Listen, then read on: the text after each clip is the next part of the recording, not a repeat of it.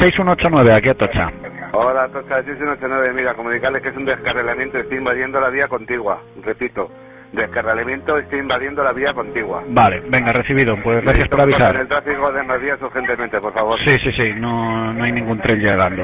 Y tengo incendio también. Necesito abandonar la cabina porque tengo que verificar, ¿vale? Que tengo un coche enseñando.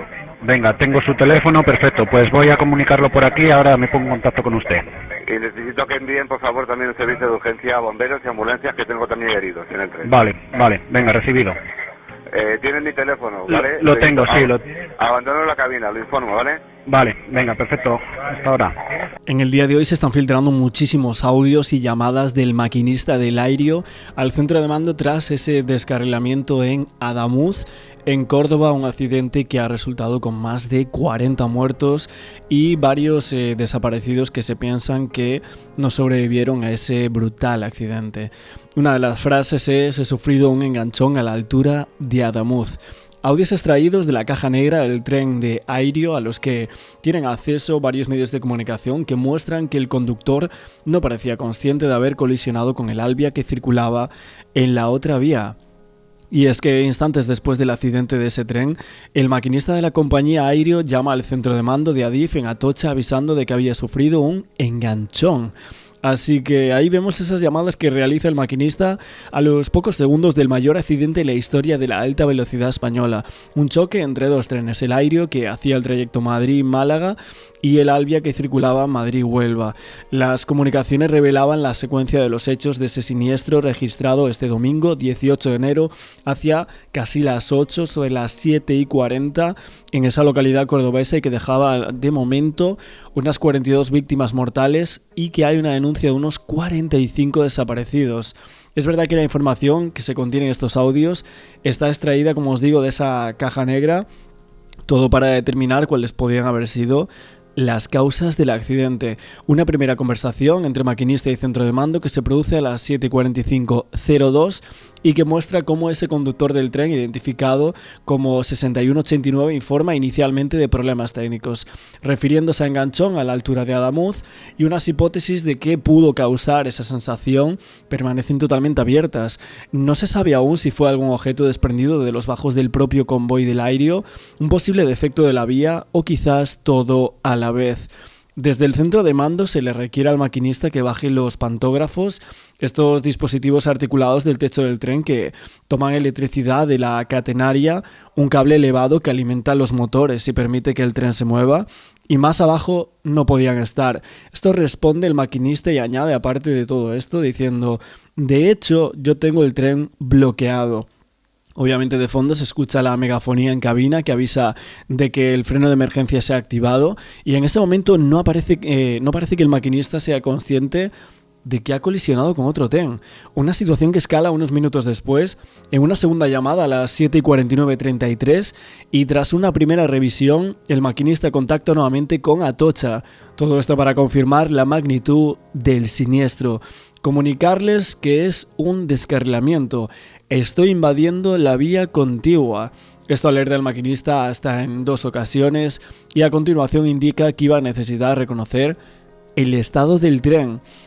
Así lo vemos como ese Albia 2384 y el Airio 6189. El Albia en sentido contrario choca y el tren sale desprendido a un terraplén. Así lo vemos como el Airio continúa 800 metros hasta la estación de Adamuz y el tren Airio se descarrila e invade la vía contigua. En esta segunda comunicación el maquinista tampoco menciona ninguna colisión, increíblemente, pero sí describe importantes daños. Después solicita que paren el tráfico en las vías urgentemente y alerta de que hay un incendio en el convoy y hay heridos. Dice: necesito que envíen, por favor, también un servicio de urgencia, bomberos y ambulancias. Asimismo, en el centro de mando de Adif tampoco mencionan la presencia de otro tren. Cuando el maquinista de Airio solicita que se suspenda el tráfico en la línea, la respuesta de este dicho centro es que no había ningún tren llegando, y entre las dos llamadas, según se ha podido saber, se produce una comunicación con el AVE, que viaja justo detrás del Airio. 2 intentos infructuosos de comunicación con el maquinista del Albia accidentado, fallecido justamente en el siniestro. siniestro y apenas unos segundos antes acababa de iniciarse una comunicación con la interventora del Albia. 6189, aquí Atocha, dime.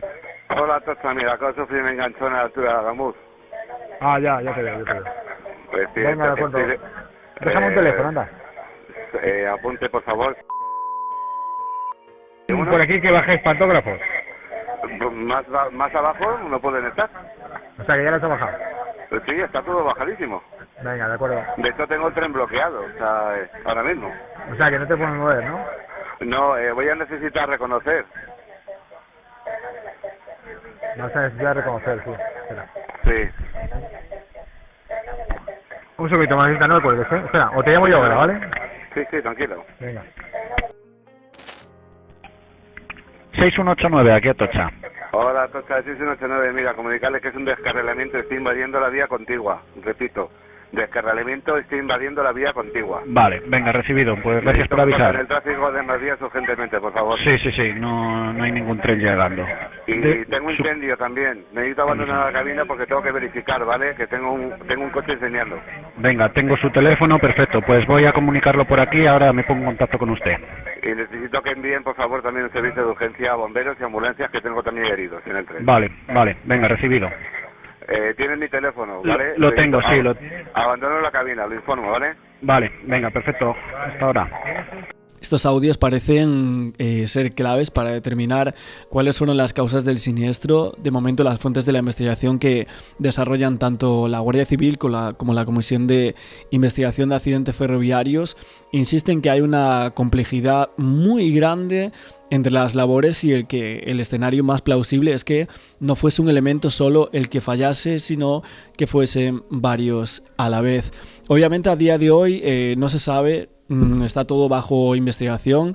Han sido 4 minutos, varias llamadas, las cuales obviamente por aquí estamos comentando. Y es que instantes después de ese accidente de tren, el maquinista de la compañía llamaba y decía lo de enganchón, ¿no? Entonces tenemos por aquí una cronología que se va actualizando poco a poco en estos medios de comunicación, pero estas llamadas lo que vemos es que sugieren que la investigación por el momento señala una concatenación de fatalidades en este accidente. ¿Qué pudieron haber sido los detalles? Hay mucha gente que cree que no van a decir la verdad, que las vías ya se habría dicho con anterioridad que no estaban bien y que hubo algunas empresas vinculadas al gobierno supuestamente que participaron en un desvío de dinero para que esta infraestructura pues fuese deficiente a la hora de circular este tren de alta velocidad, ¿no? Un tren que muchos testigos señalaban que en las últimas semanas ya habían visto como que se movía, se desprendía de alguna manera una inseguridad bastante importante a la hora de estar los pasajeros, ¿no? Que prácticamente no podías estar con un café porque había una vibración constante en estos trenes, algo que algunos trabajadores ya habían dicho con anterioridad, ¿no? Y toda la actualidad ha virado hacia el sistema ferroviario, fue en primer lugar y sobre todo por el accidente de Adamuz. Allí siguen los trabajos para despiezar el tren Albia que cayó por un terraplén y en ese punto continúa María Eugenia Vilchez. Buenos días. Buenos días, Ángel. María Eugenia, actualicemos primero los datos porque ayer se recuperaron 5 cuerpos más, 3 de ellos ya se habían localizado antes, pero eran inaccesibles y durante el día se localizaron otros, es decir, que hablamos ya de 42 muertos. Sí, 42 víctimas mortales. Además, 25 de esas víctimas ya han sido identificadas por los equipos forenses mediante las huellas digitales. Según el último informe que envió ayer el Centro Integrado de Datos, 27 de esas 42 víctimas estaban en el tren Albia que hacía la ruta entre Madrid y Huelva. 6 de ellos estaban en las vías del Albia. Otras 6 estaban en el interior del tren Irio que iba desde Madrid a Málaga y 3 cuerpos se encontraron en entre ambos trenes. Una vez identificados los cuerpos, hay que decir que las familias son informadas y a partir de ese momento tienen que contactar con una funeraria para que se realicen los trámites con el Registro Civil de Montoro, que ya sabéis que es el juzgado de guardia, el juzgado que estaba de guardia el día del accidente y al que le corresponde la gestión forense de todo, y a partir de ahí, bueno, pues el Registro Civil otorga la licencia de enterramiento. Por otra parte, la cifra de denuncias de desapariciones, Ángels, ha aumentado en 2, ha llegado hasta 45. Se han presentado en las comandancias de Madrid, de Málaga, de Córdoba, de Sevilla y de Huelva. Y básicamente el luto especialmente se concentra en Huelva, donde hay más de 22 de las personas fallecidas. Para comprobar que esa cifra de fallecidos, María Eugenia, no crece, que se quedan esos 42, hay que acabar de descomponer y de apartar los restos del Albi. Es una tarea, ayer ya nos lo contabas, muy compleja. Supongo que hasta ahora ya se ha reanudado. Sí, bueno, es que no ha parado durante toda la noche y lo que podemos contar es que no se ha hallado de momento, hasta donde van ahora, no se ha hallado ningún cuerpo más, ninguna persona más fallecida, ninguna persona más desaparecida en los trabajos que han hecho durante la noche. Queda todavía retirar el lirio, que está en pleno proceso de retirada. Durante la noche han tenido que ir avanzando, retirando escombros del tren Albia, sí. Porque las grúas no podían avanzar más hasta que no se fuesen retirando esos escombros. La cizalla, las tijeras esas enormes que ayer vimos en tantas fotos y en tantos medios de comunicación, están todavía funcionando, cortando como si fuera papel el acero que forman los vagones y las estructuras que están alrededor de ese tren descarrilado, y habrá que esperar durante la mañana a que terminen esos trabajos. Nos gustaría que fueran muy rápidos, pero hay que hacerlo palmo a palmo, centímetro a centímetro. Esos kilómetros de vía, esos metros de vía han sido revisados previamente por los equipos de la UME, por los equipos de caninos también, oncológicos, cinológicos, de la Guardia Civil, y no han hallado ningún indicio de que hubiera más desaparecidos, pero habrá que esperar. Nos decías, y ayer que iba a ser un trabajo, te contaban los operarios, que era un trabajo prácticamente de artesanía lo que tienen por delante. María Eugenia, muchísimas gracias. A vosotros, buen día. Van a ser relevantes para la investigación de Adamuz los audios que anoche publicó Cordópolis, el diario.es. Es el sonido de la caja negra, que son las comunicaciones que mantuvo el maquinista del tren Irio, que iba desde Málaga a Madrid, el que descarriló primero y que invadió la otra vía. Pues las comunicaciones que mantuvo el maquinista con la estación de Atocha, donde está el centro de mando de Adif. Hay dos conversaciones separadas. Esta que vamos a escuchar es la primera. Se produce, instantes después, no sabemos exactamente cuándo, pero parece muy poco después del accidente. El maquinista habla en ese momento, no de un descarrilamiento, en ese momento habla de un enganchón. 6189, aquí era Chalime. Hola, Tocha, mira, acabo de sufrir un enganchón a la altura de Adamuz. Ya te veo. Pues sí, venga, de acuerdo. Déjame un teléfono, anda. Apunte, por favor. Por aquí que bajéis pantógrafos. Más abajo no pueden estar. O sea, que ya los ha bajado. Sí, está todo bajadísimo. Venga, de acuerdo. De hecho tengo el tren bloqueado, ahora mismo. O sea, que no te puedes mover, ¿no? No, voy a necesitar reconocer. Vas a necesitar reconocer, sí. Espera. Sí. Un segundito, Margarita, no me cuelgues, ¿eh? Espera, o te llamo yo ahora, ¿vale? Sí, tranquilo. Venga. En esta primera comunicación, el maquinista del Irio no es exactamente consciente de lo que le ha pasado al tren que él lleva, es decir, no sabe que ha habido ese descarrilamiento, habla de ese enganchón. Un tiempo después, tampoco sabemos cuánto, se produce una segunda llamada. Ahí sí que el maquinista informa de que hay un incendio en uno de los vagones. Es consciente ya y se lo explica a quien le coge el teléfono en Atocha que el tren ha descarrilado y que está invadiendo la otra vía, pero no dice nada sobre el tren Albia, lo que hace pensar que en ese momento el maquinista no es consciente de que el tren ha pasado, porque es de suponer que ha pasado, y que ha impactado contra su propio tren. Ni lo sabe él, pero es que tampoco lo sabe, o no lo menciona, si es que lo sabe, el centro de mando de Atocha, que le dice que no vienen trenes por la otra vía. 6189, aquí Atocha. Hola, Tocha, 6189, mira, comunicarles que es un descarrilamiento, estoy invadiendo la vía contigua, repito, Descarrilamiento está invadiendo la vía contigua. Vale, venga, recibido. Pues gracias por En avisar. el tráfico de más vías urgentemente, por favor. Sí, no hay ningún tren llegando. Y tengo incendio también. Necesito abandonar la cabina porque tengo que verificar, ¿vale? Que tengo un coche enseñando. Venga, tengo su teléfono, perfecto. Pues voy a comunicarlo por aquí, ahora me pongo en contacto con usted. Y necesito que envíen, por favor, también un servicio de urgencia a bomberos y ambulancias, que tengo también heridos en el tren. Vale, venga, recibido. Tienen mi teléfono, ¿vale? Lo tengo, sí. Abandono la cabina, lo informo, ¿vale? Vale, venga, perfecto. Hasta ahora. Así que ahí lo vemos como el puesto de mando de Adif trató de ponerse en contacto hasta en 2 ocasiones con el maquinista fallecido, finalmente no se consigue.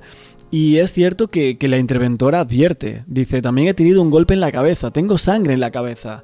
Es que esta trabajadora no era consciente de que el maquinista había fallecido, ya que incluso en estos audios que se han filtrado, parte de los que comentamos, le dice al funcionario de Adif que iba a intentar encontrarlo en la cabina, a ese maquinista, y una conversación que tiene, ¿no? Que dice: oye, te llamo de aquí, de este puesto de mando de Atocha, estoy intentando llamar al maquinista y no consigo hablar con él. Le dice, tengo un golpe en la cabeza, tengo sangre.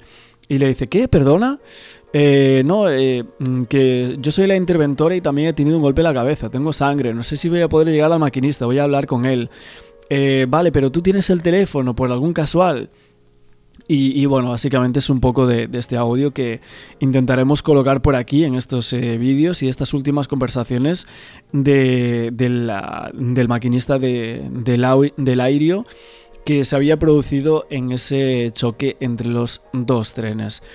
La verdad es que es llamativo porque dicen que esto explicaría que el técnico le dijo al maquinista del Airio que no se preocupara, que no venía ningún tren. Todo esto a pesar de que, según la investigación entre los 2 sucesos, pasaron segundos. Es una llamada que publica, por ejemplo, el diario.es y otros medios de comunicación en el día de hoy, a las 7:45 de ese domingo, y de ella se entendía que el conductor del primer tren no era consciente de que el otro había impactado con los vagones descarrilados. Así el operario pedía a Atocha que pararan el tráfico, ya que los últimos coches de su tren habían invadido la vía contraria. Ninguno de los dos menciona el Albia Madrid-Huelva, que había pasado en sentido contrario por al lado de Lirio, ni mencionan el impacto. El maquinista de Lirio entendemos porque no es consciente de lo que ha pasado, pero tampoco desde Atocha le comunican que acaba de pasar un tren. Le han preguntado por esto, ha estado el ministro de Transportes Óscar Puente en Telecinco y le han preguntado precisamente por el contenido de estas comunicaciones. El maquinista de Lirio ni siquiera ve el Albia, porque el Albia está casi 1 kilómetro y la zona está completamente a oscuras. Entonces, esto es lo que ha pasado, ¿no? Yo entiendo que el audio genera confusión. Esto es lo que dice Óscar Puente sobre este audio, pero es verdad que llama mucho la atención que ninguno de los dos sea consciente de que ha pasado un Albia. Sí, bueno, te pone los pelos de punta estos audios, sabiendo lo que ha pasado después, ¿no? Desde luego llama la atención y es de aplaudir la tranquilidad, la templanza, la educación, todo, por favor. Sí. O sea, muestra un buen protocolo, ¿no? De Atocha, informo, tal, no es que abandono la cabina, pero también podemos ver cómo pueden estar en estado de shock o bueno, nos puede pasar a todos, ¿no? O sea, para reconstruir algo que deriva en tragedia y no haber sido conscientes de que venía un tren y que ya ha pasado. El hombre dice, el que está en Atocha, ningún tren llegando. Bueno, qué tranquilidad, es que se ha hablado mucho se ha hablado mucho de la fatalidad de este accidente, de la mala suerte de que en ese mismo momento venía un tren en dirección contraria, que no dio tiempo a frenar, porque el maquinista de Lirio lo que pide es frenen todos los trenes, porque tengo 2 vagones en otra vía. Vamos a escuchar, que no era el audio bueno el que queríamos escuchar de Óscar Puente, que en Telecinco, insistimos, le han preguntado por estos audios. Sabemos el gap que ha habido entre el descarrilamiento y el impacto, que se ha hablado de 20 segundos, o sea, se meten muchos datos a la opinión pública al principio que no están totalmente contrastados. Ahora parece que el descarrilamiento es casi simultáneo, se habla de menos de 9 segundos, tanto eso es lo que hay, ¿no?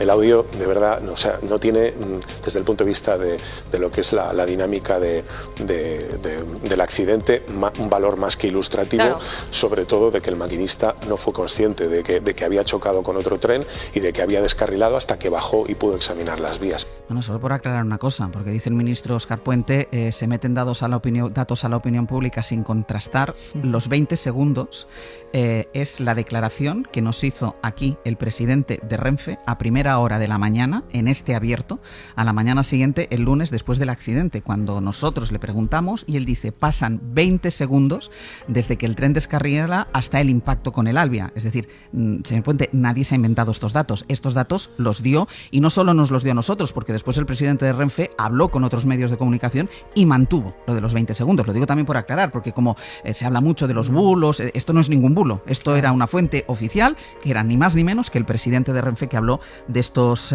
20 segundos. Elisa. Sí, a mí lo que me preocupa un poco es que como una fuente oficial no verifique eso antes de hablar, que ese es el tema. Es otra cosa. Ese es el problema, pues de no bulo. Es si lo ha dicho el presidente, pues a lo mejor si eso no estaba verificado, pues a lo mejor no tienes que decir eso. O rectificarlo cuando sabes que no es cierto. Cuando sabes que no es así. Esto que, claro, porque luego dicen, claro, cuando se informa mal desde instancias oficiales, eso es muy demoledor, que yo creo que no son muy conscientes a veces de eso, ¿no?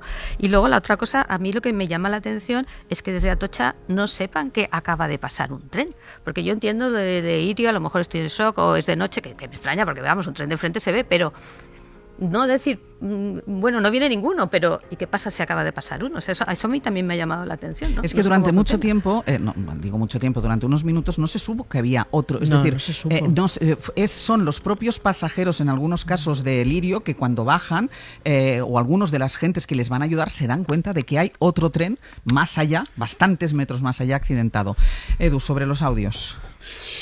Bueno, yo me quedo con ellos. Me quedo con lo ha dicho Berna y estoy 100% de acuerdo. La profesionalidad, templanza y aplicación fría de un protocolo en un instante de descarrilamiento, incendio y heridos. Como mínimo eso, descarrilamiento, incendio y heridos por parte del maquinista de ese tren, que creo que hace lo que debe y lo hace en un momento en el que muchos de nosotros quizás nos viéramos ahí y aplicar ese protocolo no es sencillo, ¿no? Por tanto, creo que contrasta con todo lo demás, ¿no? Con todas las hipótesis de ruido y silencios institucionales que estamos viendo alrededor de las informaciones que en algún momento van a llegar. Alguien a lo largo de los próximos días o de las próximas semanas, o cuando tenga toda la información, se colocará, estoy seguro, delante de los micrófonos de todos los medios de comunicación, dirá buenos días o buenas tardes y explicará punto a punto qué ha sucedido aquí, dónde estaban los problemas y qué soluciones se van a poner a jugar, ¿no? Es que yo creo que aquí es lo importante, y además nosotros lo estamos manteniendo desde el lunes por la mañana, es no entrar en el terreno de las especulaciones. Sin duda. Decir, porque no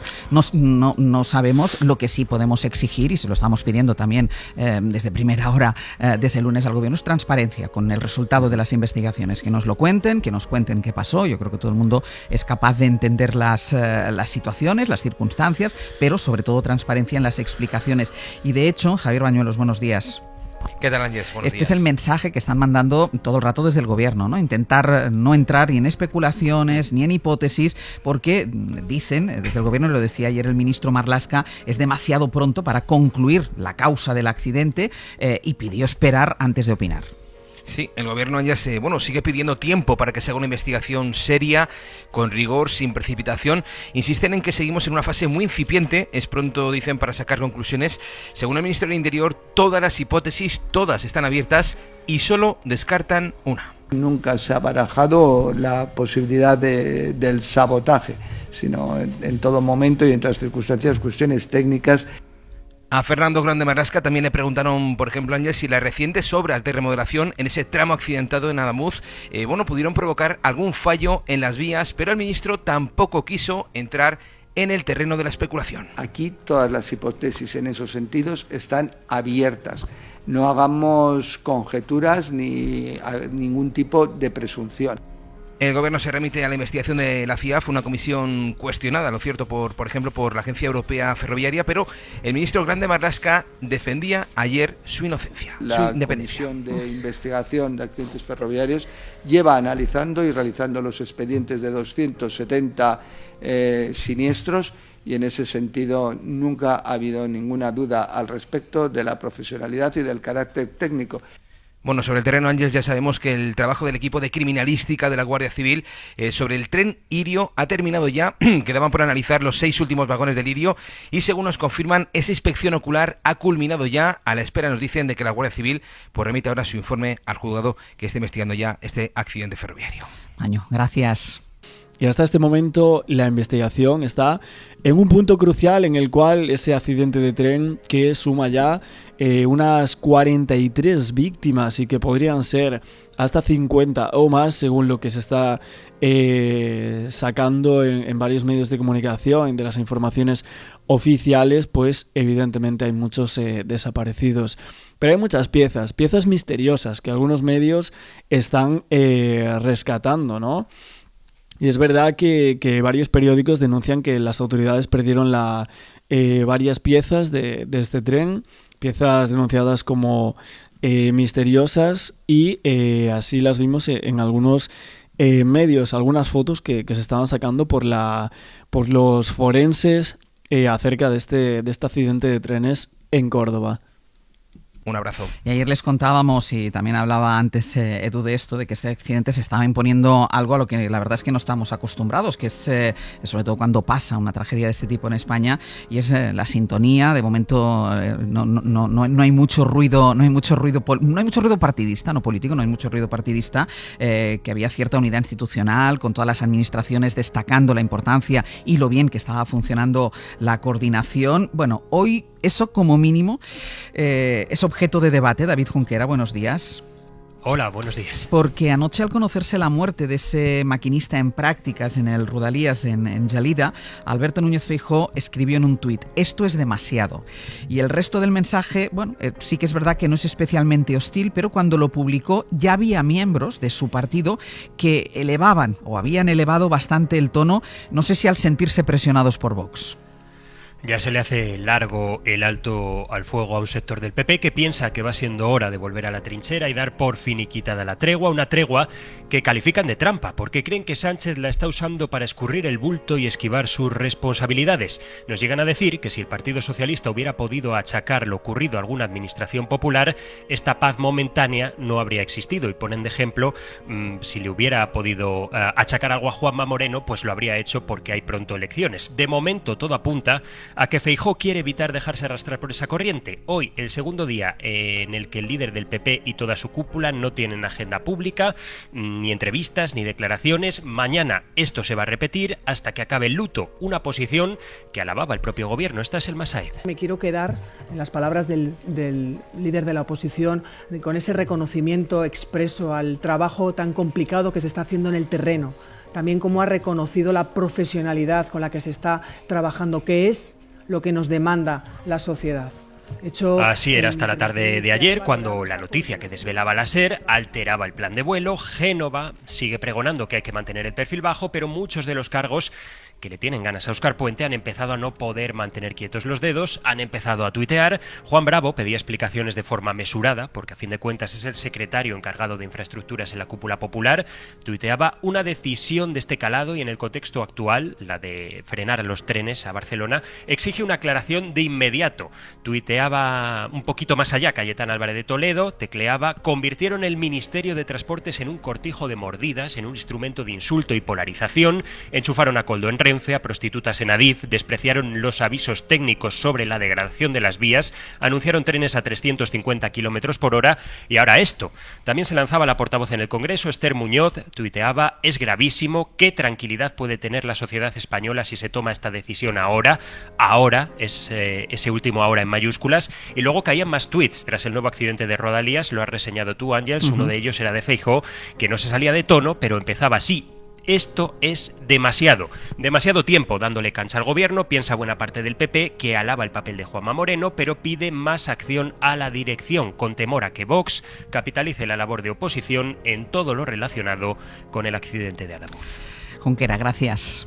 Gracias. Edu, hablabas tú precisamente, ¿no?, de ese silencio, de esa tranquilidad, de esa paz. Yo no sé si a esta paz y a esta tregua le queda un telediario. Yo espero que no. Y espero que el PP, si tiene que escuchar a alguien, sea el presidente del gobierno de la Junta de Andalucía. Que creo que en las circunstancias en las que está se podía haber dedicado a poner a parir al gobierno central, a acusar a DIF, a acusar al Ministerio de Fomento, a recordar al anterior ministro de Fomento. Podía haber tirado de las evidencias obvias de este asunto y ha optado por una posición mucho más institucional. por poner a disposición los recursos con los que cuenta la Junta de las familias que han sufrido una pérdida aquí, que son básicamente 41 familias, 41 pérdidas de vidas humanas. Un accidente que primero hay que ver qué ha sucedido. Es lo del chiste, ¿no?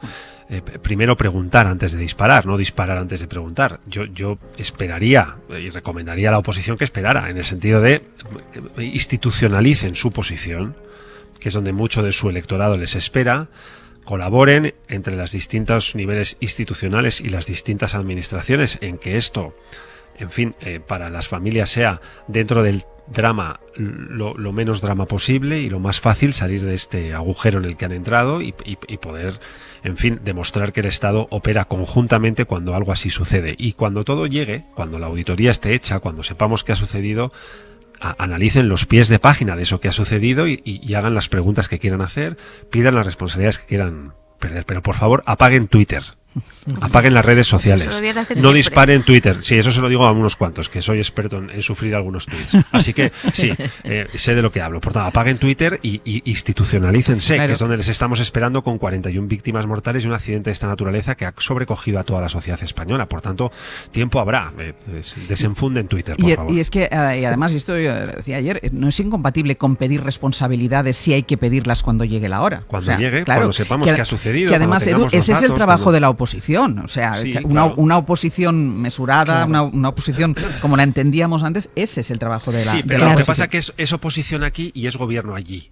Es oposición, claro, en el gobierno central y es gobierno en 12 comunidades autónomas y en no sé cuántos ayuntamientos. O sea, que aquí nadie es oposición 100% y gobierno 100%. Esto es un Estado descentralizado, con competencias descentralizadas. Ya sé de quién depende ADIF, pero también sé los recursos que un gobierno autonómico tiene, y el presidente del gobierno de esa comunidad autónoma, Andalucía, también lo sabe y lo ha puesto a disposición. Es decir, no han dado diciendo, no, mire, esto es todo competencia de ADIF, el teléfono es el de ADIF, a mí ni me llamen. No, el tío ahí, claro. Por tanto, esperen un momento, sepamos qué ha sucedido y después analicen. Berna. Es que hay dos factores que están marcando la diferencia. Uno, lo acabas de citar, Edu, es el propio Moreno Bonilla, un presidente mucho más empático, más moderado, más racional. Exacto, y ahí voy al segundo factor, que es que venimos no de la Dana, venimos del Ventorro.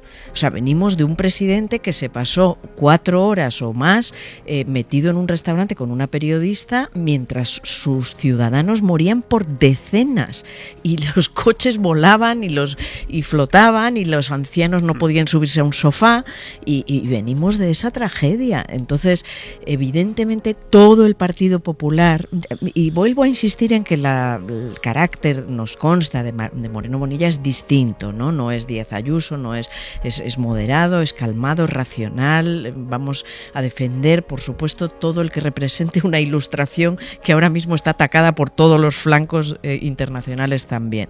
Vale, lo vuelvo a insistir, pero vuelvo a insistir también en que todo el Partido Popular y todos los gobiernos regionales saben que venimos del Ventorro, donde hubo toda esa frivolidad, toda esa negligencia, todas esas mentiras que se han ido acumulando.